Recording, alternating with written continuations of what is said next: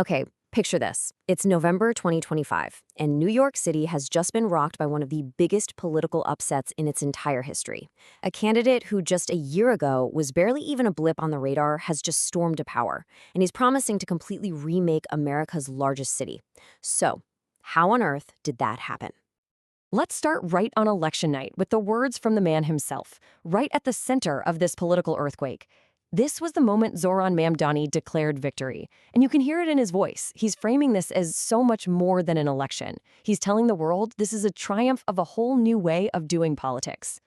Because you have to understand, just 1 year before that speech, this was Zohran Mamdani's polling number. 1%. That's it. He was seen as a protest candidate, a total long shot, basically a political footnote. His victory wasn't just, unlikely. According to pretty much everyone, it was supposed to be impossible. So how does a 34-year-old Ugandan-born Democratic Socialist, and a former rapper, by the way, become the 111th mayor of New York City? This is the story of how it all went down. Okay, let's get into it. His win wasn't just some change in leadership, it was a total rupture with the past. He became the city's first Muslim and first South Asian mayor, and the second youngest in New York City history. But here's the real kicker. His victory was powered by the highest voter turnout the city had seen since 1969. That was all thanks to this huge surge of young, first-time voters that his campaign managed to bring out. But Mamdani's path to power wasn't a straight line. Not at all. It really required the complete and total implosion of the political establishment. See, he didn't just outmaneuver the old guard, he literally rose from its ashes. Let's take a look at how it all fell apart for them. So this right here, this sequence of events is absolutely crucial. First, the incumbent mayor, Eric Adams, gets sidelined by a federal corruption scandal. But the real political death blow, that came when he made a deal with the Trump administration to get those charges dropped. His approval rating just cratered. And by September, he was out of the race completely. And that left this massive power vacuum right in the middle of New York politics. So with the establishment in total chaos, somebody had to fill that void, right? Well, in steps Zohran Mamdani with a campaign that was totally unlike anything New York had ever seen before. He really transformed from just a state assemblyman into the leader of a citywide movement. And this slide just illustrates the contrast perfectly. He was running against the former governor Andrew Cuomo, who's an absolute titan of New York politics. Mamdani's campaign was this vibrant, volunteer-driven movement, and they hammered one message over and over: the cost of living crisis. Cuomo, on the other hand, ran this very traditional, risk-averse campaign that was just weighed down by his own past scandals. I mean, it was such a clear choice between the future and the past. Mamdani's team built an army of over 90,000 volunteers. But they didn't just knock on doors. No, this is where they got really smart. They used cultural competence as a political weapon.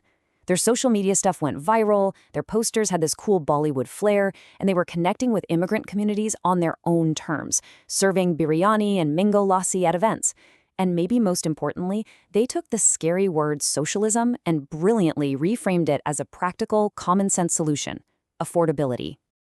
Of course, when you have a background as unique as Mamdani's, it's gonna come with some unique challenges. This line is from a song he released back in 2017 as a rapper called Mr. Cardamom. Now, it's a reference to 5 leaders of a Muslim charity who were convicted of funneling money to committees that prosecutors said were controlled by Hamas. For his critics, this lyric was proof of radical sympathies, but his supporters argued it was actually a much more nuanced commentary on a really complex and politically charged case from the post-9/11 era, and that the line was being taken totally out of context.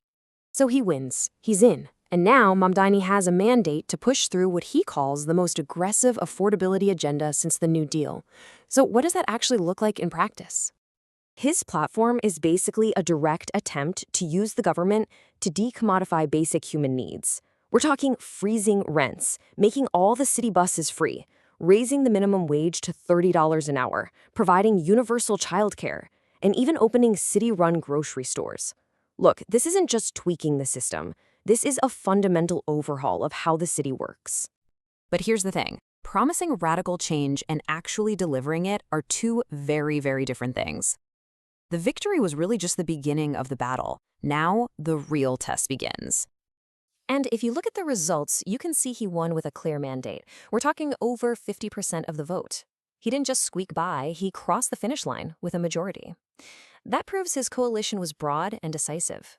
But governing a city of 8 million people is a whole lot more complex than winning an election. Because this is the reality he now faces. A literal wall of opposition. A lot of his key proposals, like that minimum wage hike, need approval from a more moderate state government in Albany, which is not likely to happen. Economists are warning his policies could backfire. Business groups are fiercely opposed. And he's on a direct collision course with the federal government in Washington, all while having very little executive experience himself. All of this sets the stage for what looks to be a period of pretty much permanent conflict. It's this massive, high-stakes experiment playing out in real time with the future of America's largest city hanging in the balance. And it leaves not just New York, but really the entire country with a fascinating and urgent question. Can a movement that was born on the streets survive the harsh realities of power and actually govern the most complex city in the world? Honestly, only time will tell.